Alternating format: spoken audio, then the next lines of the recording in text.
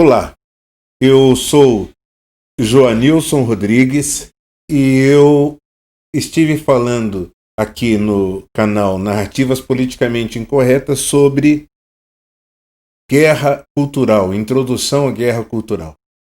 E o último vídeo eu falei sobre o meu ponto de vista acerca da fome e do socialismo. Hoje eu pretendo dar continuidade a mais um ponto de vista, para que fique claro que socialismo e cristianismo são duas coisas que, na cabeça de algumas pessoas, podem ser parecidas ou podem, inclusive, ser complementares, mas elas são simplesmente antagônicas. Nós sabemos que nos dias atuais há uma guerra de narrativas. O que é uma guerra de narrativas? É quando uma pessoa afirma que uma coisa é uma coisa e a outra pessoa afirma que uma coisa é outra coisa. E qual das duas é verdade? A gente deve pensar talvez naquela história que fala sobre 5 cegos no elefante, em que cada um é posicionado numa parte de um elefante, aqueles elefantes indianos enormes, e o que abraça a perna do elefante diz: o elefante é um animal semelhante à coluna do tempo. O que pega o rabo do elefante fala: não, o elefante é um bicho fino como um cipó.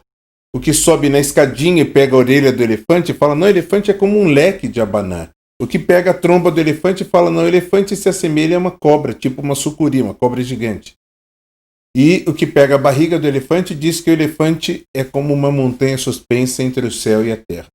Um dos problemas graves que nós temos é que alguns cristãos simplesmente não entendem quando a gente fala em guerra cultural e a pessoa vem e diz assim: guerra cultural, na verdade, é guerra espiritual.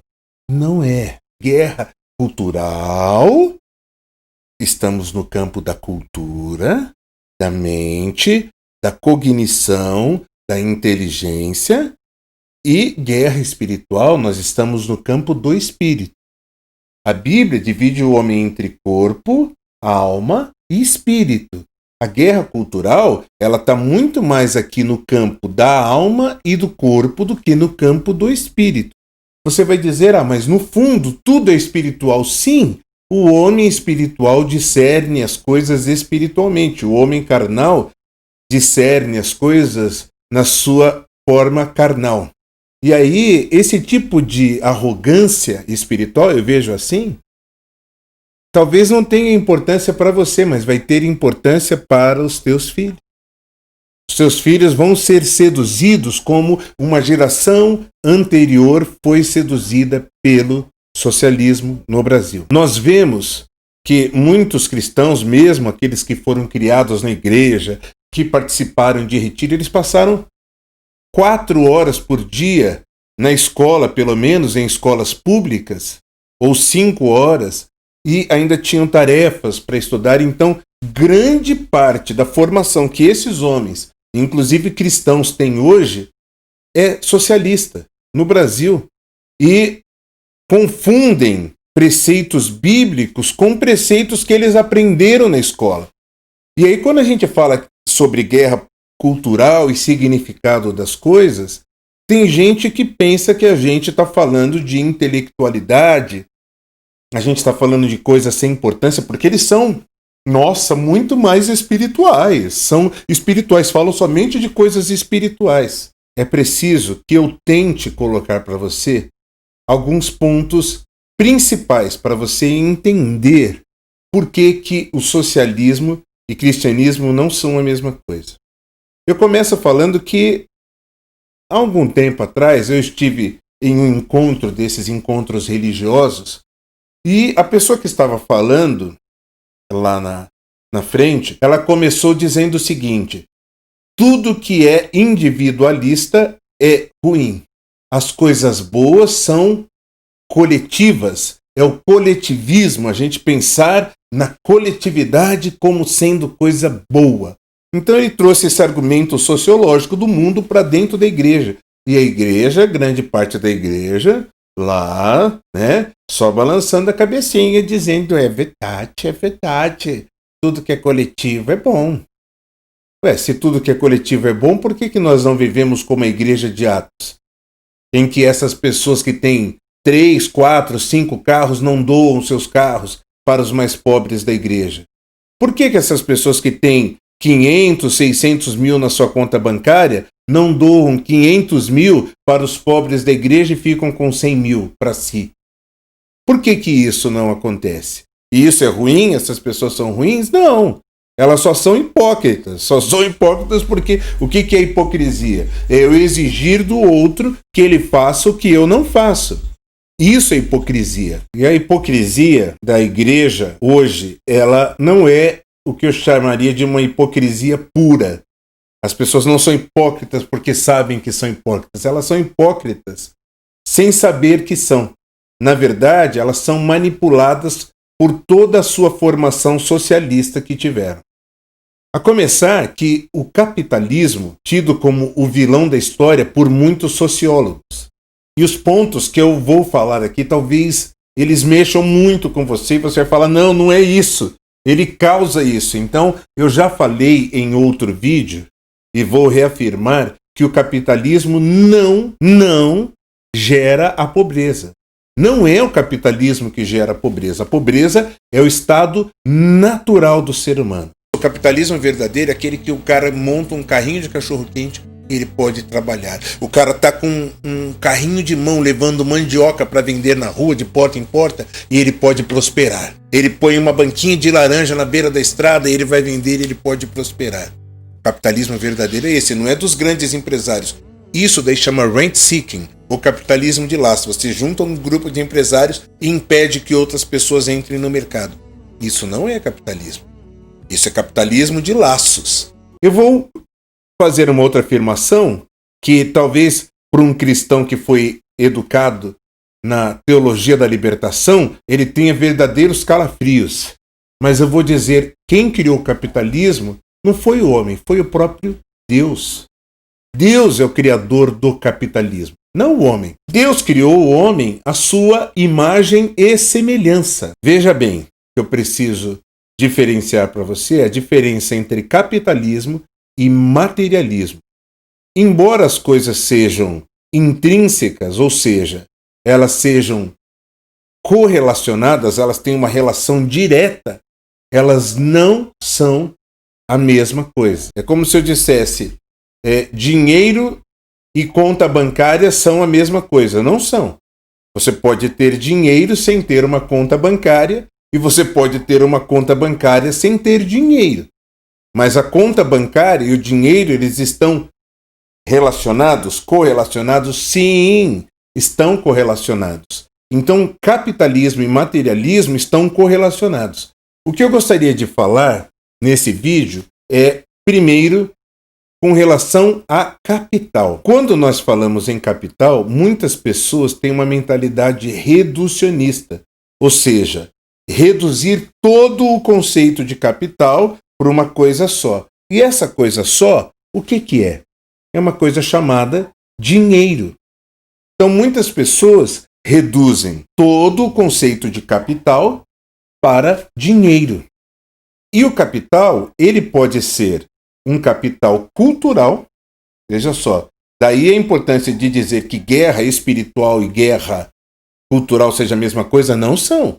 Elas podem até estar correlacionadas, mas, me desculpe, não são a mesma coisa. Uma pessoa que vai assistir uma exposição sobre o Japão na Pinacoteca, ela adquire um conhecimento que vai para a sua mente e esse conhecimento a torna mais rica, não financeiramente, mas culturalmente. Um aluno, uma criança que vai a uma exposição do Japão, sobre o Japão na Pinacoteca, e o professor pergunte na sala, alguém sabe alguma coisa sobre o Japão?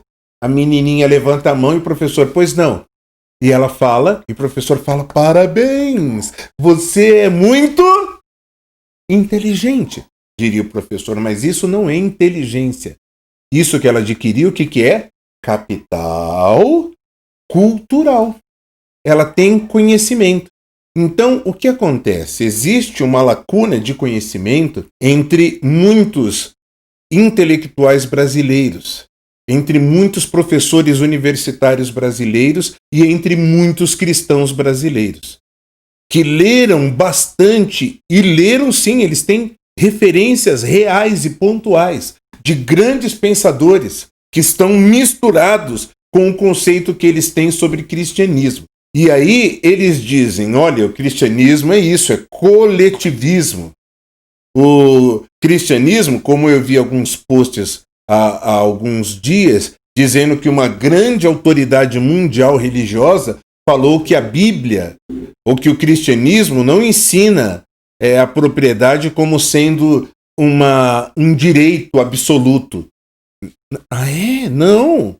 Então, o que quer dizer aquele mandamento de Deus que diz: não cobiçarás a casa do teu próximo, não cobiçarás o boi, nem a vaca do teu próximo, não cobiçarás a mulher do teu próximo e nada do que o teu próximo tem. Então, o que é do próximo é dele, não é teu. Não cobice. Então, onde é que está o coletivismo aí? Que Deus me mostre na Bíblia, onde Deus fala assim que o que é teu é de todos. O que Deus nos admoesta é quanto à generosidade. Isso é outra coisa. Eu tenho e eu vou prestar contas daquilo que eu tiver. Então, a parábola do rico e do Lázaro é um exemplo. O rico, ele não queria dar sequer as migalhas que caíam da sua mesa para o pobre Lázaro. E isso lhe faltava o quê? Generosidade. A avareza é sim uma idolatria? É. Então, o fato de que a Bíblia condena a avareza, de que a Bíblia condena a não generosidade, isso pode te levar a uma conclusão equivocada, a um falso silogismo. Então, o falso silogismo, o que é? Eu pego duas premissas verdadeiras e concluo uma terceira errada. O amor é cego. Stevie Wonder é cego. Então, Stevie Wonder é Deus. Não! Deus é o Stevie Wonder? Não! Como Deus é amor, Deus seria o Stevie Wonder, ou Stevie Wonder é Deus? Não, você está concluindo errado. Isso se chama falso silogismo. Então, o que acontece? São verdadeiras ciladas que estão entre falsos doutores na igreja, eu entendo assim, que apregoaram coisas que o cristianismo simplesmente não ensina. Capital cultural é apenas um dos capitais. Você pode ser muito mais rico do que o milionário, mesmo não tendo o dinheiro dele. Você tem um capital que ele não tem. Aquele pensador francês, Pierre Bourdieu, ele chama isso de capital cultural. Mas você tem capital criativo, tem o capital humano, Nonaki Takeuchi, aí tem vários artigos acadêmicos para você que é estudioso poder se referendar sobre o que eu estou falando. Mas veja bem, o capital cultural é um, o capital espiritual é outro. A pessoa pode ter grande capital espiritual. O que é capital espiritual? Unção. A começar, não é necessariamente conhecimento, mas unção. Imagina que tivesse um aparelhinho chamado unsômetro, né? Nossa, a unção dessa pessoa está alta. Não, a unção dessa pessoa está baixa. Não tinha tanta unção nessa pregação. Não tinha tanta unção nessa ministração. Né? Fulano, hoje a sua unção estava alta. Então, veja só. Intuitivamente, as pessoas dizem que a unção está alta ou está baixa na igreja, não é verdade? Como se tivesse um aparelhinho para a gente medir, que seria o unsômetro. E lembrem-se que Elias era uma pessoa cheia do Espírito Santo e Eliseu, que o acompanhava, disse: eu não vou te abandonar até que eu receba o dobro da unção que há em você, da porção do Espírito que há em você. E ele falou: se você me vir quando eu partir, então você vai receber. E lá estava Eliseu quando Elias foi arrebatado ao céu e recebeu a porção. Nós não podemos medir, é óbvio, mas era o capital espiritual de Eliseu. Era o capital espiritual de Eliseu. E receber dons do Espírito Santo, que está lá em 1 Coríntios, no capítulo 12, falando sobre quais são os dons do Espírito Santo, você pode conferir lá na sua Bíblia, é uma espécie de capital espiritual. Você pode ter o dom de línguas, e não ter o dom de cura. Você pode ter o dom de sabedoria e não ter o dom de ciência. Então, cada um desses dons é um capital diferente que Deus dá. Ah, mas Deus não chama de capital na Bíblia. É só uma questão de nome, mas o conceito é o mesmo. São dádivas, são bens que Deus concede àqueles a quem Ele ama. Esses bens nós podemos chamar de capital. Onde está o teu coração, aí está o teu tesouro. Então veja só, o tesouro o que é? Um tipo de capital. Então o teu tesouro pode ser dinheiro, e o seu coração está no dinheiro. O teu tesouro pode ser riquezas do Espírito, e o teu coração está nas riquezas do Espírito, as riquezas que vêm do trono de Deus, do coração de Deus, da mente de Deus. Quão insondáveis são os juízos de Deus, e se você tivesse acesso a essa riqueza, você se tornaria uma pessoa rica espiritualmente. Então você pode ser espiritualmente rico, ou você pode ser espiritualmente pobre. Então, se você for espiritualmente rico, você tem um capital espiritual muito grande. Você pode ter um capital intelectual muito grande e você ser paupérrimo, ser pobre espiritualmente. Então, veja só, eu tenho muita riqueza financeira, eu tenho muito dinheiro no banco, eu tenho muita inteligência, mas eu sou pobre espiritualmente. O que vale isso? No reino dos céus não vale nada. Mas veja só, existe uma diferença entre capital espiritual, capital intelectual, capital criativo, que são habilidades. Eu tenho a capacidade, como um artista, de modelar alguma coisa e fazer, e aquilo que eu fizer eu vender. Então, o que é isso, essa habilidade? Essa habilidade, eu posso vender e transformar essa habilidade em bens financeiros, ou em bens emocionais para alguém. Uma pessoa perdeu um cachorrinho, o cara faz a estátua do cachorrinho, uma pintura do cachorrinho, igualzinho, e a pessoa tem o seu coração confortado por aquela foto, ou por aquela estátua, né, ou por aquela pintura. Isso é capital. Então, veja só, o capital é a capacidade de você criar alguma coisa que tenha valor para outra pessoa. Isso é capital. Então, o capitalismo, que a gente entende, é colocado de uma maneira completamente equivocada e negativa em muitos estudos acadêmicos, e infelizmente dentro da igreja, ele é demonizado porque ele é confundido com o materialismo. Não é a mesma coisa? Não! Veja só, o capitalismo é um sistema econômico no qual se cria coisas de valor pelas quais as pessoas pagam voluntariamente por elas. Então eu crio uma lanchonete e a pessoa vai comprar na lanchonete porque aquele lanche é gostoso. Ela não é obrigada a ir na lanchonete. E se o lanche não for gostoso, as pessoas não vão. E se as pessoas não vão, o que acontece com o negócio? Ele pode ir à falência. Isso é ruim? Não, não é ruim, porque as pessoas são no mesmo sistema que Deus criou. Veja só, Deus criou o universo todo e não obrigou o homem a amá-lo. O homem é livre para amar a Deus ou para virar as costas para Deus se ele assim o desejar. O capitalismo cria bens para o homem, para a humanidade. A máquina de lavar faz bem para as donas de casa? A máquina de lavar é coisa capitalista. Ah, é? Imagine quanto tempo as donas de casa podem se dedicar aos filhos, falando com eles, educando-os, falando com seu marido, estando mais disposta a estar com o amor da sua vida do que se ela estivesse lá no tanque lavando o dia inteiro ou na beira de um rio lavando. Quão bem a máquina de lavar fez para a humanidade, sobretudo para os mais pobres. Quando uma família pobre tem acesso a uma máquina de lavar, será que faz bem para o estado físico e emocional e mental das pessoas? Então veja só, ninguém é obrigado a comprar uma máquina de lavar. Ninguém é obrigado a comprar um fogão. Ninguém é obrigado a comprar uma geladeira para conservar os seus alimentos. Mas todas essas coisas foram criadas para o bem das pessoas e as pessoas mais beneficiadas são as mais pobres e não as mais ricas. Porque os mais ricos sempre tiveram acesso a bem-estar independente de novas criações. Então, por exemplo, nós temos um chuveiro elétrico, mas os ricos poderiam ter banhos quentes, por exemplo, com escravos esquentando e trazendo a água e derramando a água sobre eles.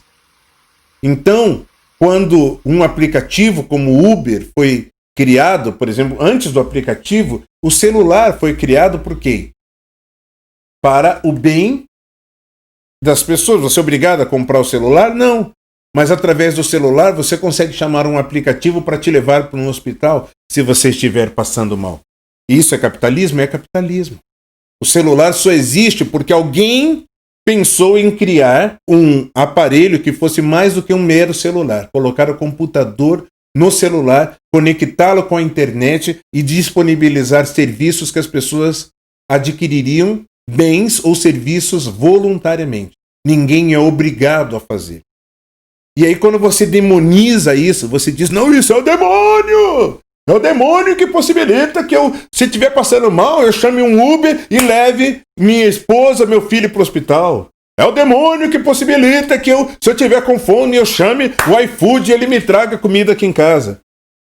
Para com isso e pense por um instante que existe toda uma cadeia de coletividade que é beneficiada diretamente com o capitalismo.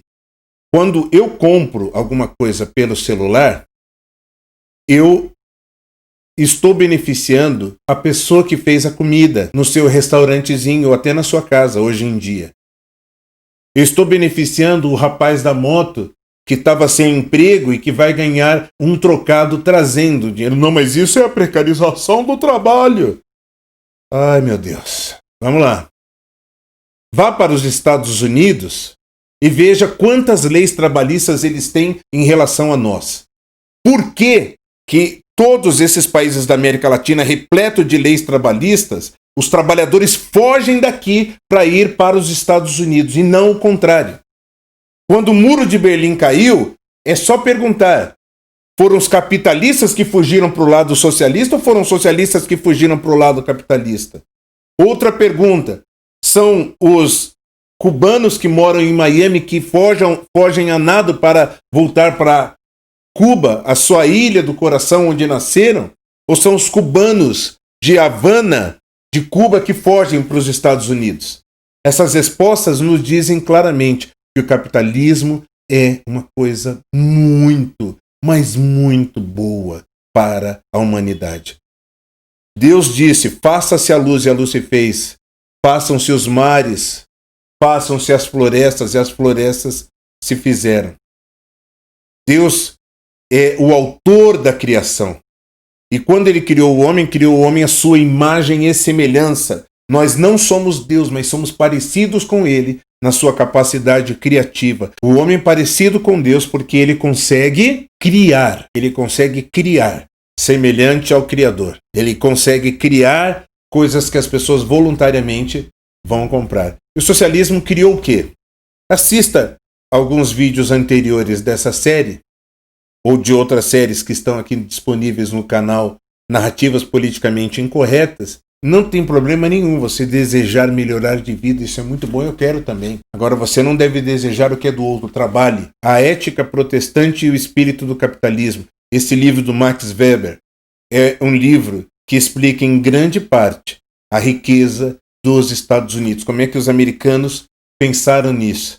Diferente, por exemplo, do que a gente possa chamar de riqueza da França, que basearam numa ideia socialista da Revolução Francesa de liberdade, fraternidade e igualdade. Deus não criou um mundo igual, Deus não criou um mundo de amebas. A desigualdade é uma coisa boa. Agora, veja só, o materialismo, o que é? É, eu só vou ser feliz quando eu tiver tal coisa. Então, Satanás, ele coloca no coração do homem que você só pode ser feliz se você tiver bens, prazer e fama. O apóstolo Paulo, ele disse basicamente o seguinte: se você realmente é de Deus, viva nesse mundo como se não precisasse dele. Então não é para você menosprezar o celular. Você sabe, os Amish nos Estados Unidos é um grupo religioso que realmente eles vivem destituídos de tudo. Então eles não têm televisão, eles não andam de carro, eles não têm fogão a gás, não tem micro-ondas, eles não compram gás, não tem energia elétrica, não tem nada. Porque eles são contra tudo isso.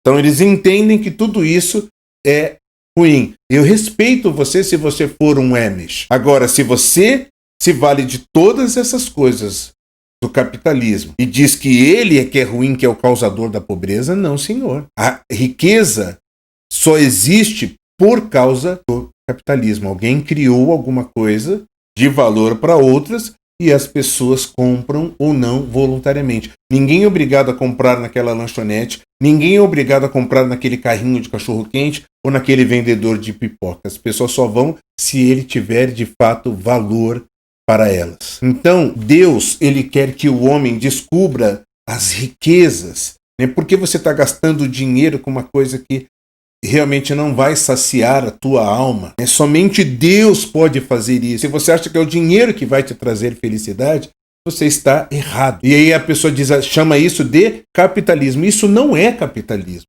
Isso é materialismo. O capitalismo é uma coisa muito boa, que é a capacidade de criar. Uma coisa criada, se eu criar uma faca, a faca é ruim?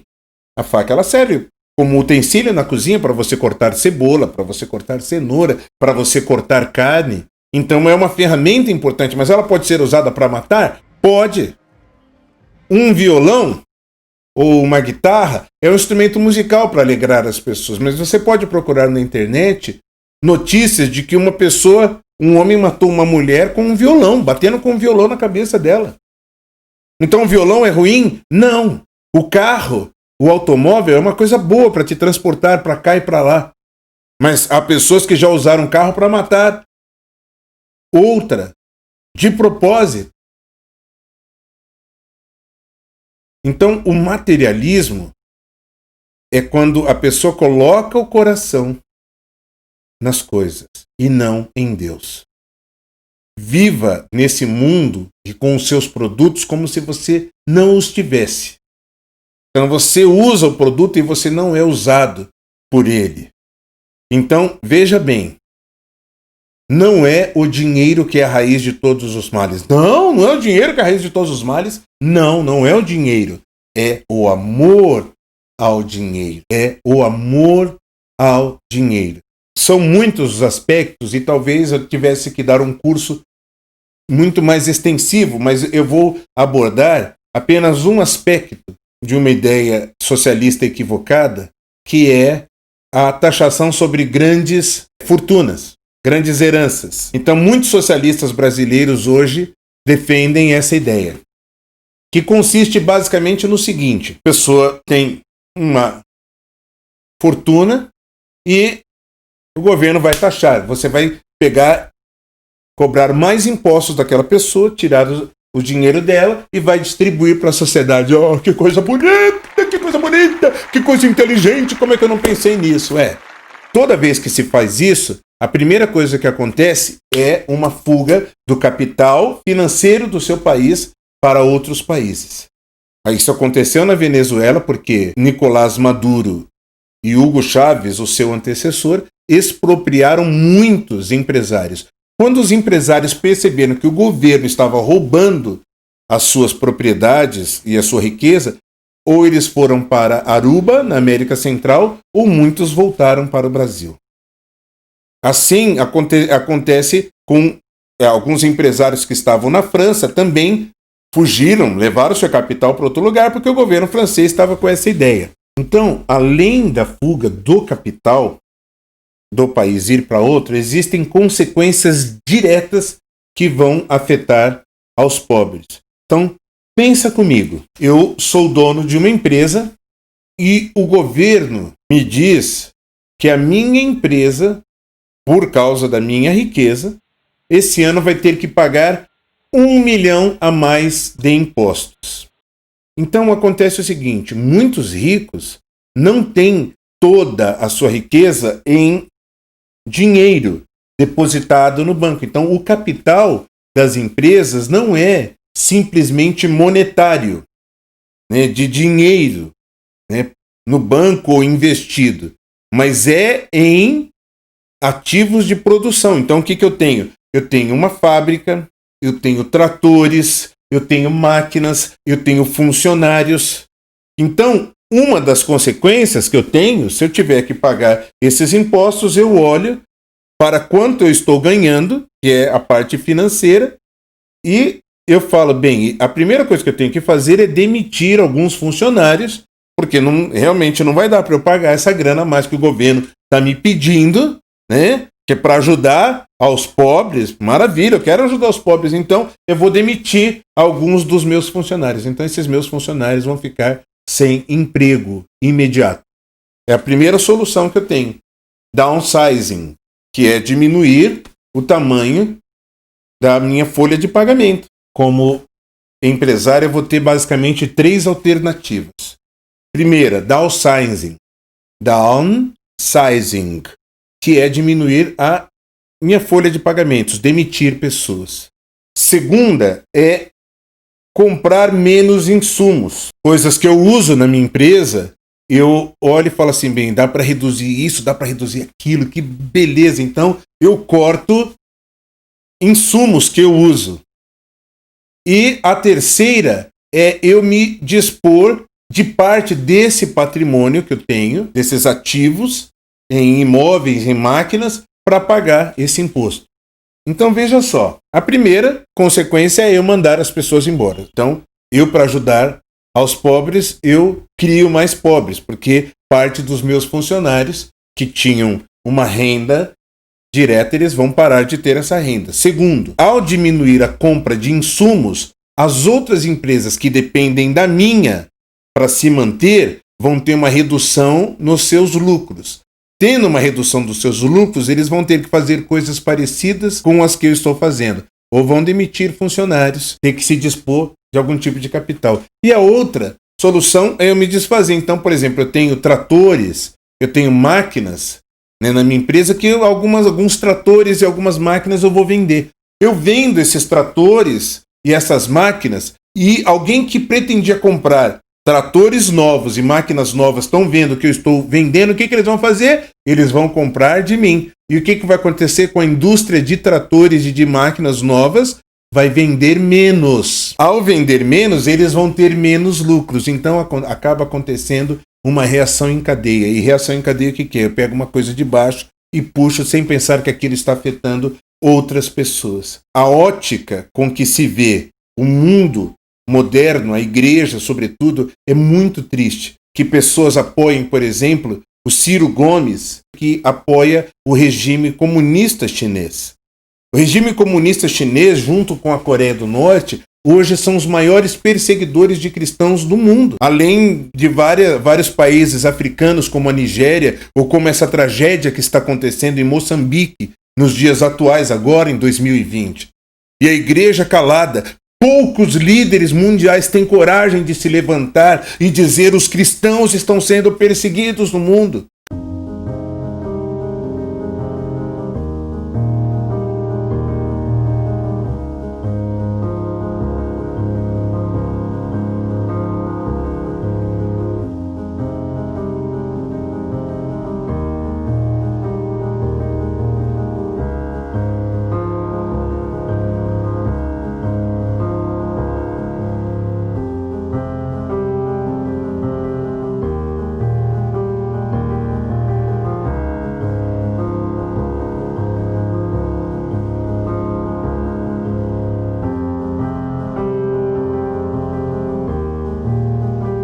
Quem são os líderes que têm feito isso?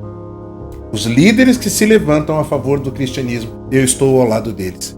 E a igreja, parte da igreja do Brasil, está contra esses líderes e ao lado de pessoas como Ciro Gomes, que apoia o regime ditatorial chinês, que persegue cristãos no mundo inteiro.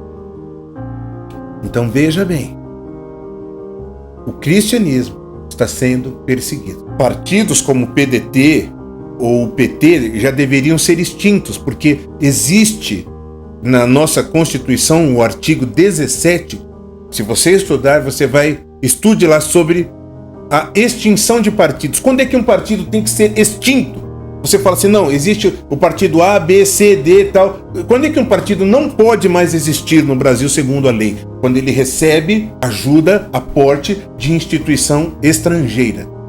Precisa ser governo? Não precisa nem ser governo. Instituições estrangeiras, organizações estrangeiras. E o PDT fez congressos para discutir a candidatura do Ciro Gomes antes da eleição presidencial de 2018, lá na China. Lá na China. A China, se você vir um vídeo anterior mostrando como ela tem crescido com as garras no Brasil, você vai entender. Mas para o cristianismo, e ainda é uma coisa mais cruel ainda. E você pensa, a China de hoje é capitalista. Não. A China de hoje, ela não cria, ela copia, ela pirateia.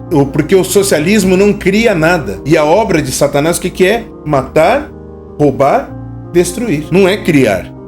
A obra de criação é de Deus. O capitalismo é um regime perfeito? Não! Não é um regime perfeito. Mas quando você fala assim em dividir, que o socialismo quer dividir sobre a propriedade, quer dizer o quê? Você admite então que o governo mande uns capangas em algumas instituições prósperas, seja um supermercado, entre lá no Pão de Açúcar com capangas para pegar os bens do Pão de Açúcar e distribuir para os pobres? Se eu construir a minha lanchonete com o meu esforço, com a história da minha família, eu vou deixar que entrem capangas e peguem parte desse meu dinheiro para distribuir? Ah, porque você é malvado, você não quer ajudar os pobres? Não. Se você quer fazer bondade, faça com seus bens. Jesus falou pro jovem rico, vende tudo que você tem e não entregue para mim, não. Distribua para os pobres, faça isso. Há grandes exemplos. O escritor Rick Warren, que é um escritor cristão, autor do livro Uma Vida com Propósitos, ele diz que 90% dos ganhos que ele tem com o seu livro, ele doa. Você, se fosse rico, doaria 90% do que você tem? Se você não doaria, então não cobre de outras pessoas. Porque toda vez que você cobra que alguém faça alguma coisa, você tem obrigação moral de fazer melhor do que esse alguém aquilo que você está cobrando que a pessoa faça. Então, nós temos uma juventude emburrecida, que aplaude pessoas como Guilherme Boulos, que disse que ele vai promover mais concursos públicos, porque daí aumenta o número de contribuintes. Ah, é? E quem é que paga essas pessoas concursadas? Quando você aumenta o número de concursos públicos, porque funcionários públicos recebem dinheiro, são pessoas valorosas por trabalharem, mas veja bem, elas não são geradoras de riqueza. Um professor, um advogado da União, um faxineiro da União, ele recebe, mas ele não gera riqueza. Ele gera serviço valoroso? Gera, mas ele não gera riqueza. A riqueza tem que vir de alguém produtivo. Vem do cara que vende lanche, vem da pessoa que faz uma indústria, vem do pipoqueiro. Todos esses impostos é que pagam o salário dessa gente. Então, quando você aumenta o número dessa gente que produz o que você considera um trabalho valoroso, mas que não produz riqueza, então de onde vem essa riqueza, se não vier da sociedade? Pense nisso. Pensa comigo. Eu deixei talvez mais dúvidas do que resposta, mas talvez essa seja uma das razões desse canal existir. Narrativas politicamente incorretas. Sirvamos a Deus de todo o nosso coração, não coloquemos o nosso coração nem em riquezas. Uns põem as suas confianças em cavalos, outros em cavaleiros. Nós confiamos no Senhor que fez os céus e a terra. E se você passa por dificuldades, existe aquele versículo que fala: I lift my eyes to the hills, where my help comes from. Eu levanto os meus olhos para os montes e pergunto de onde me virá o socorro. O meu socorro virá do Senhor que fez os céus e a terra. Não virá de regime socialista, não virá de regime comunista, que apregoa o roubo, a inveja, a intolerância às pessoas e que quer colocar capangas para roubar os bens e legitimar o roubo do governo contra propriedades produtivas. Não aceitemos isso. Oremos pelo Brasil, para que jamais o comunismo, o socialismo faça morada aqui. Deus salve a nossa nação. Um beijo desse humilde professor. Um beijo desse humilde professor. Nos veremos em breve, se Deus quiser.